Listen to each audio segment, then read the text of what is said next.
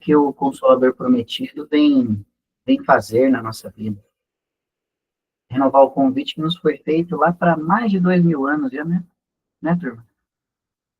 Que é reafirmado diariamente, né? Seja ao abrirmos uma página de Emmanuel, da codificação de Kardec, ou ao ouvirmos uma reflexão sobre o Evangelho ou o Consolador.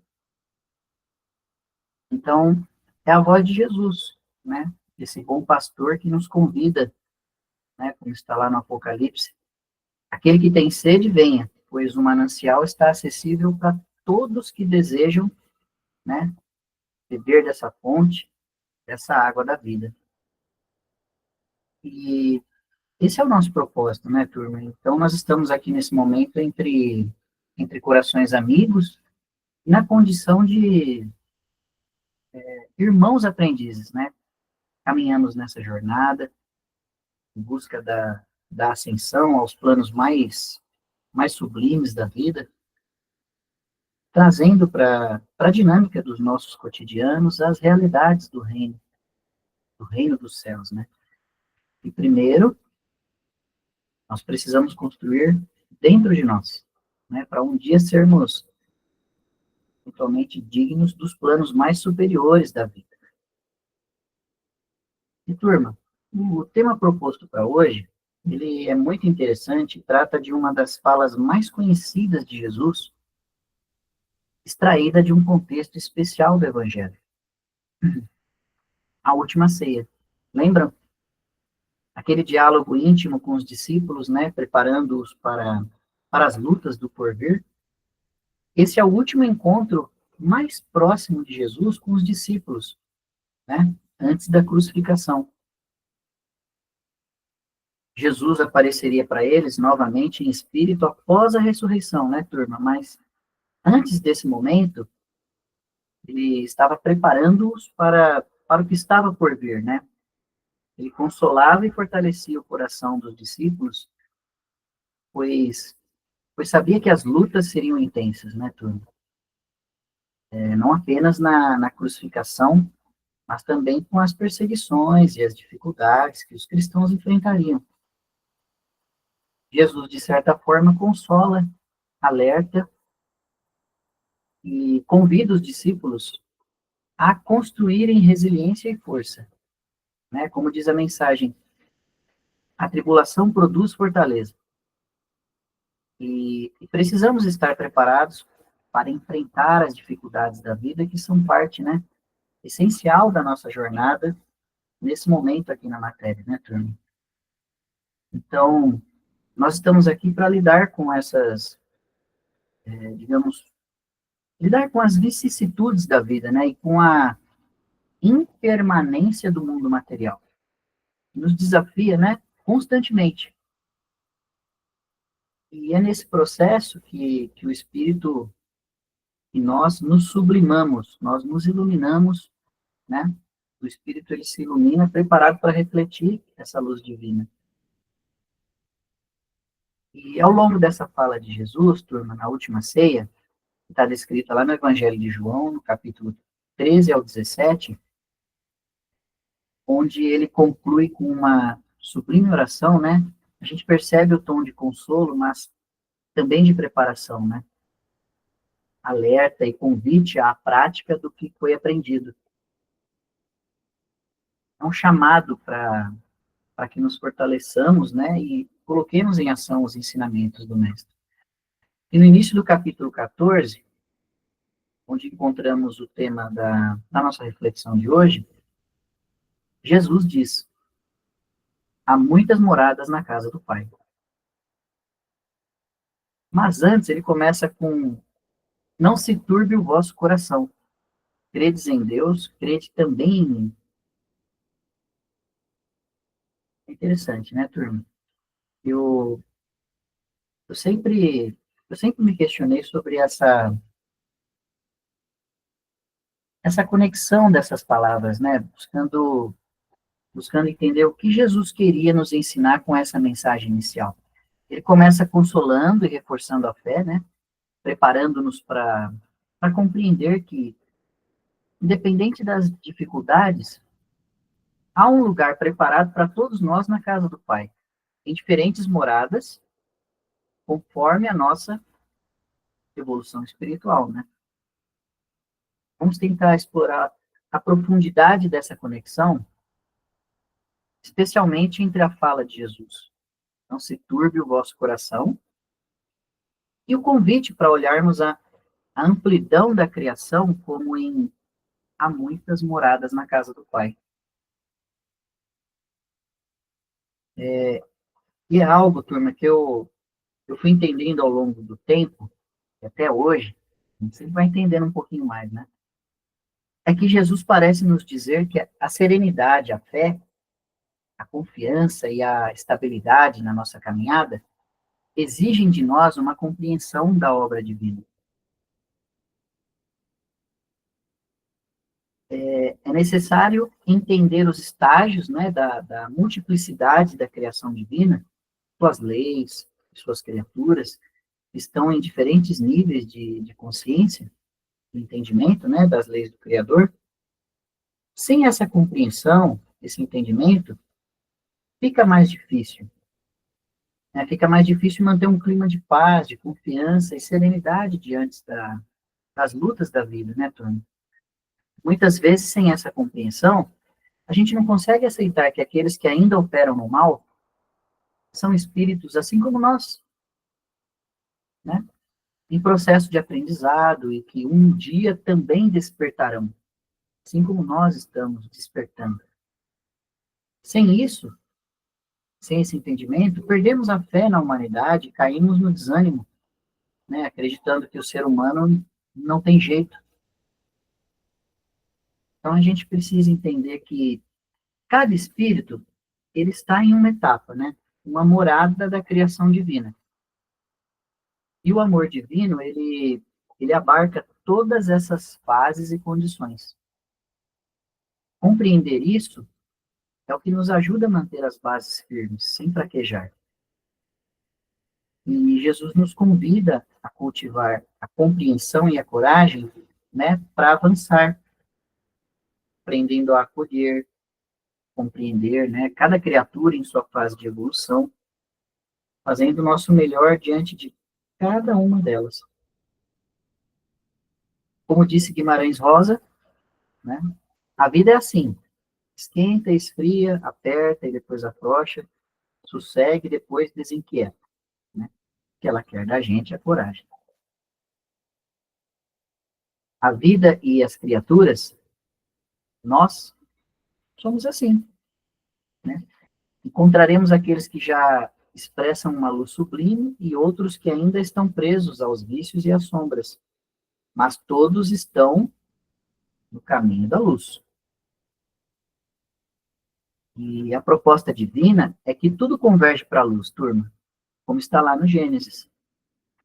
Disse Deus, haja luz, e a luz se fez. E essa luz se fará sempre, pois é o imperativo da criação. Jesus recupera essa ideia no Evangelho, mostrando que tudo caminha para a perfeição e sublimação. E o nosso papel, turma, enquanto espíritos em jornada, encarnados nesse momento que estamos, né? É aprender a esperar, fazer a nossa parte e respeitar o tempo de Deus para cada criatura. Esse olhar nosso para há muitas moradas na casa do meu pai, nos ajuda a refletir sobre o que estudamos nos núcleos, né? E a entender que o evangelho se aplica em duas perspectivas, né? Uma interna, individual, e a outra externa, né? Mais geral. Cada passagem pode ser interpretada em diversos níveis, como faces, né, de um mesmo diamante, onde cada interpretação traz uma, digamos assim, uma faceta única, né? Mas todas convergem para um entendimento maior. Né? Em nossos estudos, a gente vê às terças-feiras, em cada tema do Evangelho, nós vemos que há sempre uma consistência entre essas interpretações, né, que se unem para formar um entendimento mais profundo da mensagem de Jesus. Então, por exemplo, quando analisamos as parábolas de Jesus, especialmente aquelas que falam sobre fim dos tempos, a gente pode interpretá-las em diferentes planos. Né? No contexto geral, pensando na Terra, Jesus descreve que no fim dos tempos, os anjos virão para separar o joio do trigo. Isso reflete o que vivemos agora. Né? Não o fim do mundo, mas o fim de uma etapa evolutiva do planeta. Né? Espíritos ainda muito rebeldes serão relocados para outros orbes, outras moradas da casa do Pai, onde continuarão seu processo evolutivo, como aconteceu com a Terra no passado, quando recebeu espíritos vindos de outros sistemas, que aqui aportaram para progredir, após não mais se ajustarem à proposta de seus mundos anteriores. Então, a gente pode entender isso no plano coletivo, mas também no plano interno da criatura. Né? Os anjos podem simbolizar nossas potências sublimes, como a vontade de seus auxiliares, que nos ajudam a superar o fim de um mundo interno, construindo um novo. Assim, há uma separação do joio e do trigo dentro de nós, né? Tanto quanto no plano externo, onde espíritos em evolução passam por suas provas, a gente precisa fazer, né, essa separação internamente, identificando e transformando, por exemplo, as nossas sombras em luz, assim como o processo que ocorre na Terra. E, turma, a gente pode aplicar esse entendimento em muitas passagens bíblicas, sempre analisando tanto o plano geral da humanidade, quanto o plano de cada indivíduo. A ideia de muitas moradas na casa do Pai, ela pode ser vista pela ótica científica, né, com o auxílio da ciência, que nos mostra aí a multiplicidade das moradas do Pai através do universo, né, universo ilimitado. E conforme os avanços tecnológicos, turma, a gente já consegue observar um pouco da vastidão desse universo visível, né? Por exemplo, as estimativas dos cientistas falam de números, né, que são, assim, é algo impressionante. Cerca de 100 a 200 bilhões, eu não sei nem quanto que é 1 milhão, né? 1 bilhão. Mas olha só, cerca de 100 a 200 bilhões, ou até 2 trilhões de galáxias dentro do que conseguimos alcançar, né, com os nossos instrumentos mais avançados. Além disso, turma, cada galáxia contém, em média, 100 a 400 bilhões de estrelas, como é o caso, né, da nossa Via Láctea. Então, se multiplicarmos 2 trilhões de galáxias por 100 bilhões de estrelas, a gente tem um número que é imensurável de corpos celestes, né? Isso sem contar ainda, turma, os planetas orbitando, né, essas estrelas e as esferas espirituais que circundam cada um desses mundos. E isso também, turma, sem considerar, né, o universo invisível aos sentidos materiais, né? O que nos dá apenas uma vaga noção da vastidão da criação divina e da imensidade da casa do Pai. É para ficar na neura, né? Tudo isso, turma, tudo isso está mergulhado no amor divino, né? Nesse sopro sublime da criação, que é o fluido cósmico universal. Esse fluido, ele envolve todos os seres, né? Como bem descreveu André Luiz no primeiro capítulo do livro Evolução em Dois Mundos, ao dizer que estamos inseridos nessa força divina como peixes no oceano. Isso nos lembra também das palavras de Paulo, né? Registradas lá no livro de Atos dos Apóstolos, que reforçam essa conexão profunda com o Criador. Né? E essa verdade, ela não é exclusiva de Paulo. Ele a tomou emprestada de um filósofo grego que diz que em Deus nos movemos, vivemos e existimos. É nesse amor divino que habitamos uma casa imensa marcada pela presença de Deus em todos os recantos. E Emmanuel também aborda essa ideia de forma muito bonita no último capítulo de seu livro Pensamento e Vida, capítulo 30, onde ele fala sobre o amor como uma força que envolve toda a criação e ampara cada criatura conforme suas necessidades evolutivas. O amor divino ama o verme como ama o ser humano, atendendo a cada um em sua posição e necessidade evolutiva. Então, turma, quando analisamos a fala de Jesus, há muitas moradas na casa do Pai, nós podemos interpretá-la tanto do ponto de vista material, observando, né, a multiplicidade dos planetas, escolas e faixas de aprendizado, como também do ponto de vista, né, interno, refletindo sobre as moradas como estados de consciência. Cada estágio de evolução representa um patamar alcançado, uma morada que o espírito construiu para si com suas perspectivas, valores e ideais. E à medida que nós evoluímos, nós espíritos evoluímos, né, nós trocamos de morada. Nós estabelecemos novas bases e aspirações, né, subindo a escada simbólica da evolução, né, turma, como a escada de Jacó. Cada degrau dessa escada representa uma morada, um estágio conquistado pelo espírito, por nós, que se reflete, né, em novos valores, em novas metas. André Luiz, turma, através de Calderaro, no livro No Mundo Maior, né, capítulos 3 e 4, ele apresenta o conceito da casa mental, ou casa íntima da criatura, né, onde cada um de nós habita mentalmente. Essa casa, ela é composta por diferentes andares. O piso representa o presente do espírito, onde ele trabalha os valores que está consolidando, né? E o telhado simboliza o futuro, composto pelos ideais e aspirações que ele almeja. Nesse processo, o espírito constantemente renova o seu piso evolutivo e define novos tetos de aspiração.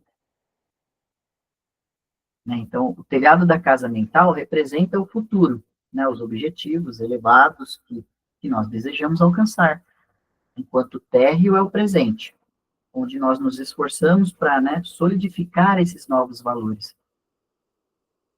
E é desse esforço contínuo, turma, que ele busca trazer os valores do porvir para o presente, utilizando a instrução espiritual e a orientação dos benfeitores, com Cristo sendo o guia supremo. A cada conquista, né, o que era teto passa a ser um piso, né, que é um novo patamar sobre o qual o espírito agora caminha. Então, turma, estamos todos em evolução, constantemente renovando, né, nossas moradas internas. A fala de Jesus sobre céus e terras ilustra bem isso, né? O céu representa os novos horizontes que buscamos, enquanto a terra ela é o solo firme das experiências já vividas, né, consolidadas. Assim, cada um de nós, cada espírito, turma, transita entre o que já foi e o que almeja ser, caminhando sempre em direção à perfeição, a perfeição relativa, né? Num ciclo de renovação e crescimento contínuo. E ao longo dessa jornada evolutiva, turma, nós vamos trocando de céus e de terras, né? Mas Jesus, ele abarca todos os espíritos. E a lição do Evangelho alcança todos. Por isso, Jesus nos diz que há muitas moradas, né? O Evangelho, ele se destina a todos, pois cada um conseguirá alcançar dele aquilo que já construiu dentro de si. Ele nos propõe novos horizontes para que possamos crescer e ampliar, né, as nossas possibilidades, né, no contexto da criação. Assim, entendemos as muitas moradas na casa do Pai como diferentes faixas e graus evolutivos que encontramos na jornada, né, dos espíritos em evolução. E dado que a mente, né, turma, é a casa onde de fato residimos, a nossa mente, dado que a nossa mente é a casa onde de fato residimos, e que todos precisamos constantemente reformar, é fundamental transformar o que era telhado em piso para uma nova etapa da nossa caminhada. A gente precisa entender que em que casa estamos, em que casa cada um estamos habitando e como tem sido essa habitação interior. Quais são os materiais que compõem essa casa? É uma construção feita de ideais, valores e hábitos? Esses são os alicerces da nossa morada, né? E a gente deve buscar o material mais adequado com Jesus, que é o nosso modelo guia, que é o divino carpinteiro para edificar esse nosso abrigo, nossa casa mental. E, turma, essa busca é o que fazemos através do Evangelho, onde encontramos recursos para manter a nossa casa interior em constante reforma. Assim como a casa terrestre, né, está sempre em reparo, e mexe, a gente não tem que fazer um reparo,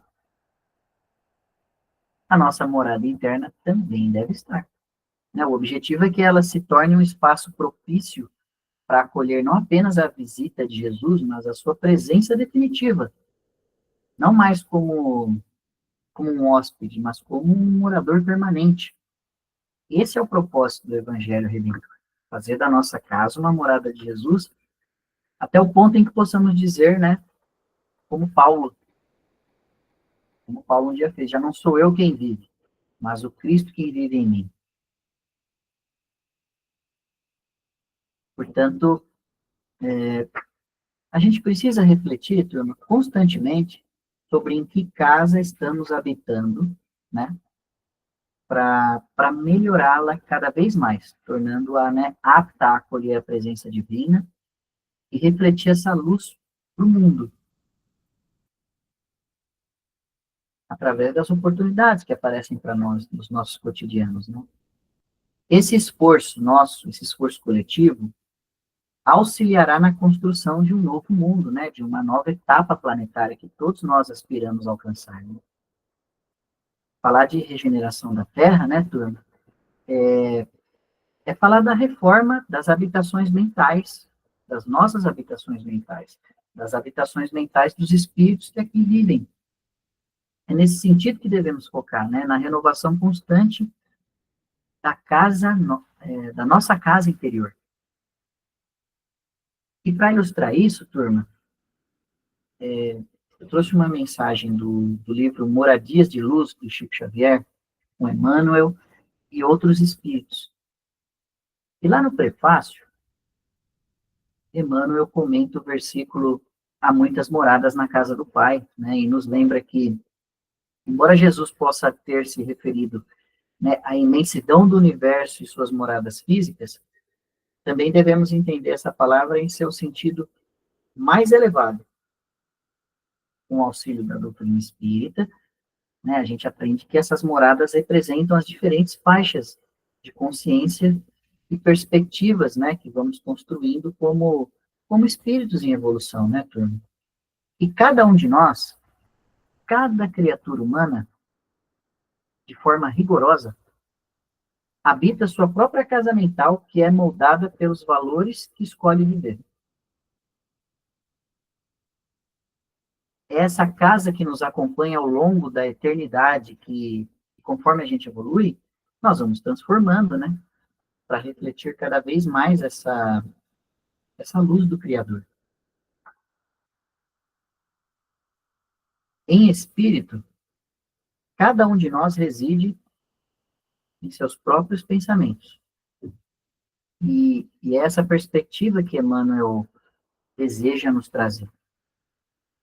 Né? A gente precisa refletir sobre quais pensamentos têm sido os alicerces da nossa habitação mental, pois eles definirão, né, toda a nossa vida.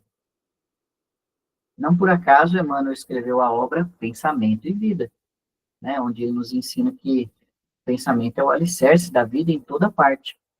Conforme os pensamentos que elegemos como material de construção, assim será a nossa morada.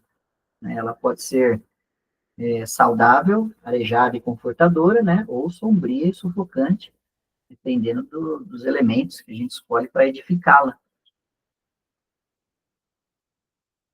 Então, turma, falar em renovação e transformação de vida implica necessariamente falar sobre a renovação dos pensamentos, que estão intimamente ligados aos sentimentos e ao coração. Né? O sentimento, ele é a base do pensamento que define a vida, né? E para alcançarmos uma vida renovada, a gente precisa trabalhar, né, no esforço da nossa vontade, na renovação dos nossos sentimentos.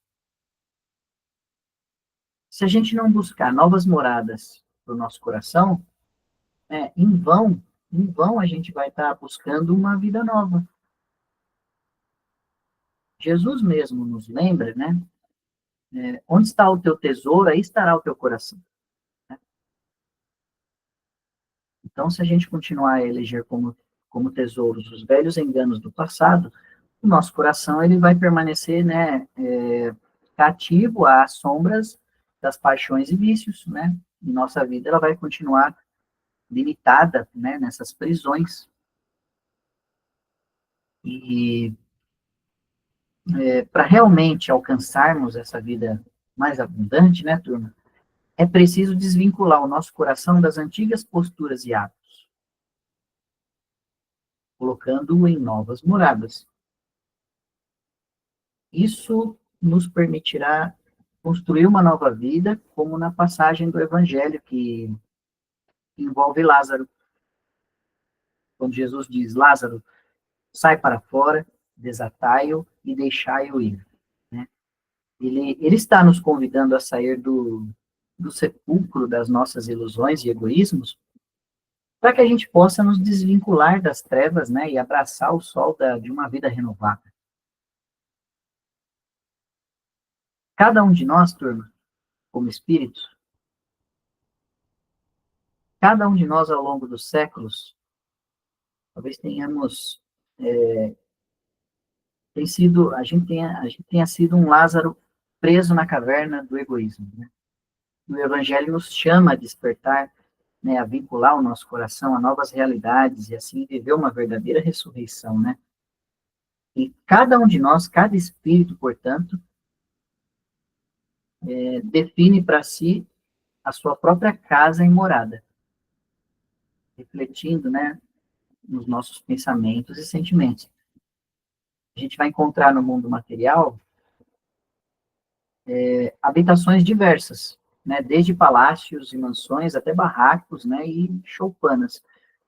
Mas o mais importante é a gente refletir, turma, sobre as habitações que não vemos. Aquelas que os nossos olhos espirituais conseguem enxergar. Muitas vezes, a gente vai ver pessoas que habitam palácios e mansões, né, mas que internamente estão presas em habitações miseráveis, sufocadas pelo ódio, ressentimento, indiferença, o egoísmo. Por outro lado, também existem aqueles que, mesmo vivendo em condições materiais, né, simples, singelas, habitam verdadeiras mansões espirituais, né, cheias de amor, sabedoria, resignação e humildade, né, que acolhem a todos. Essas são as moradas, né, que verdadeiramente importam, né, turma? A gente não pode ignorar a necessidade de melhorar as condições materiais, né? Superar a miséria que afeta tantas vidas. Esse é um trabalho, né, que é essencial para a humanidade. mas não é o único. Nós devemos lembrar que a verdadeira riqueza está nas habitações internas, onde cada um de nós, onde cada espírito constrói a sua morada com base nos valores espirituais que escolhe viver. A diferença entre essas habitações interiores reflete as múltiplas propostas, né, reencarnatórias e a jornada evolutiva de cada um de nós. E a miséria humana, né, que é derivada das desigualdades, é algo que um dia a gente vai superar, né, para que no futuro da humanidade terrestre todos possam ter, né, uma habitação digna do ponto de vista material, ainda que simples. No entanto, o mais fundamental é a gente entender que essa discrepância de habitações exteriores, ela reflete, na verdade, as habitações internas dos indivíduos que ainda estão, né, aquém da proposta de uma vida abundante. Precisamos construir um palácio interior, uma mansão onde, na largueza da alma, a gente possa comportar essa presença divina, né? E o nosso objetivo é estabelecer um santuário interior amplo, sublime, onde Jesus habite.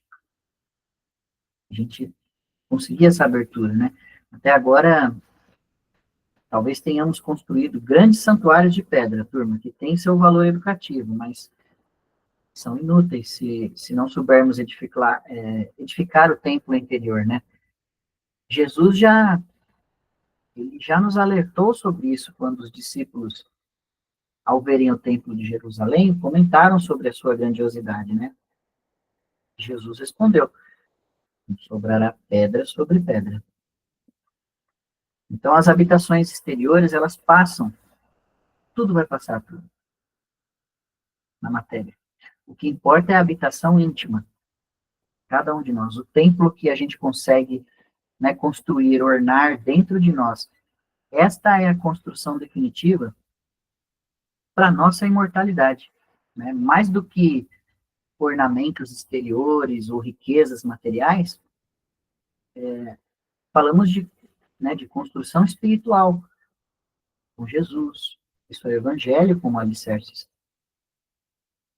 Emmanuel nos lembra que ricos e pobres residem mentalmente nos contextos que alimentam, né? É estreito pensar, né, em riqueza e pobreza apenas em termos materiais.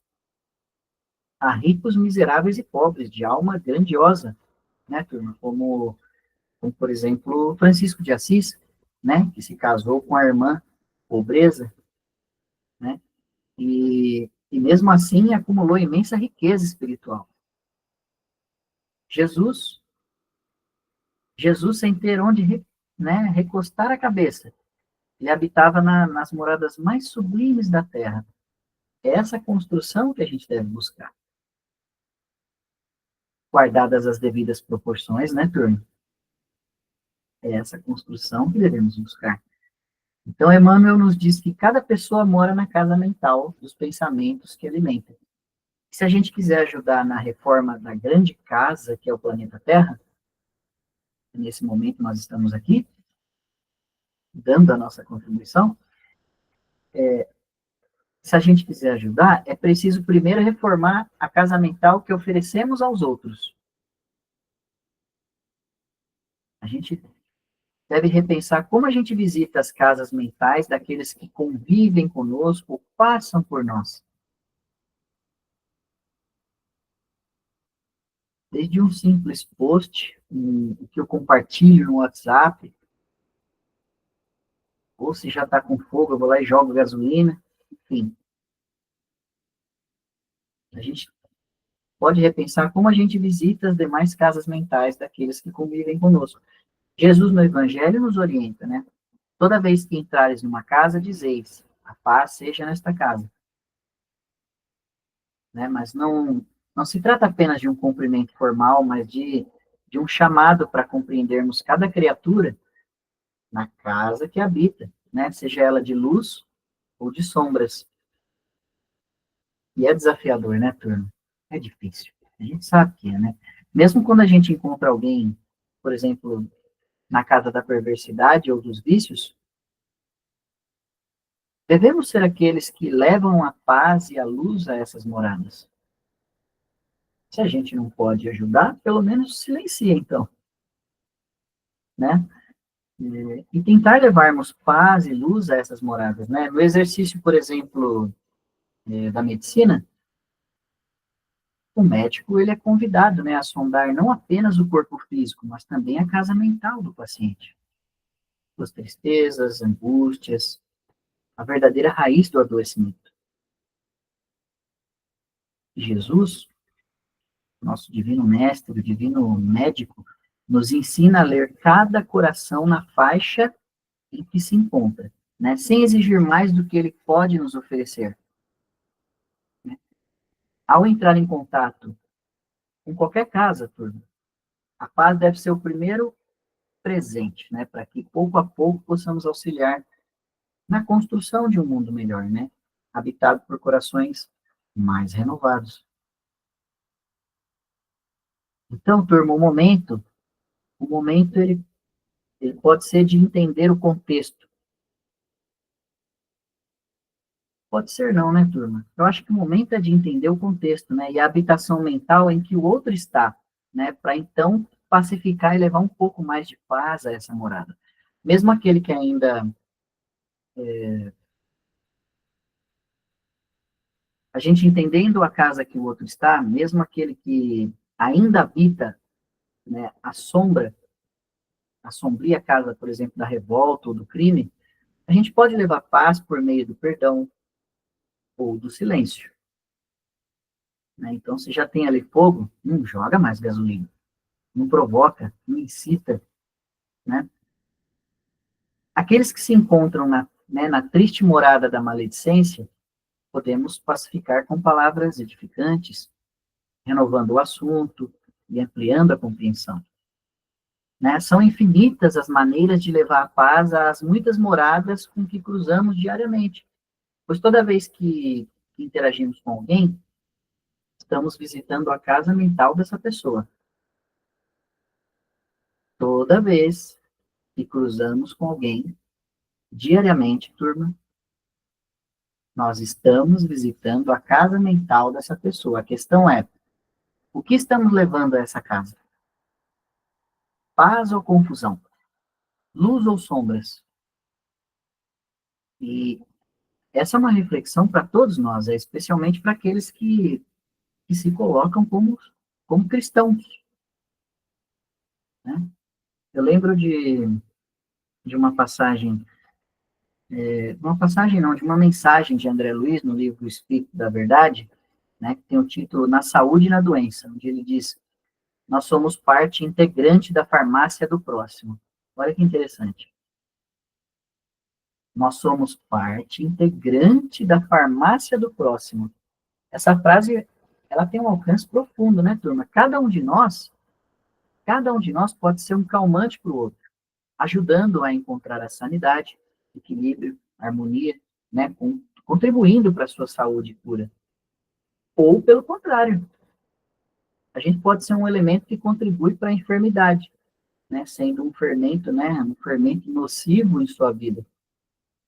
Então, a gente precisa refletir sobre como, pelo amor e pelo sincero desejo de compreender o outro, como podemos contribuir para que cada um construa uma nova habitação interior mais condizente com os valores que Jesus nos propõe. E na criação, né, na criação do Supremo Pai, existem muitas moradas, turma, e cabe a nós, né, agir e servir para que todos se unam na compreensão e no entendimento. Assim, o nosso planeta, a Terra, não será mais uma gaiola de egoísmo, né, e cárcere do ódio, pedindo a nossa evolução e integração, né, na vitória do amor. Em outras palavras, como cristãos, precisamos ser pontes de conexão entre essas diversas habitações, permitindo que que essa luz, ela flua, né, das moradas mais sublimes, como a de Jesus, para aquelas que ainda permanecem nas sombras.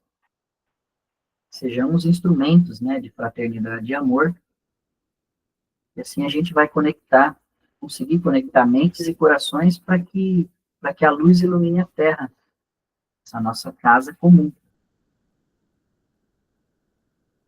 Então precisamos reconhecer que todos nós, que todo espírito mora no que pensa e se classifica pelo que faz.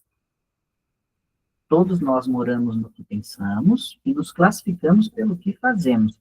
Né? E ao aperfeiçoar as nossas ações, nós renovamos essa habitação interior. É nesse critério que refletimos sobre Jesus, né, turma? Cujos ensinamentos constituem uma verdadeira moradia de luz espiritual. Jesus, que foi carpinteiro, não só construiu com as mãos, mas também, como carpinteiro espiritual, nos trouxe o evangelho como material, né, para edificar esse nosso santuário interior.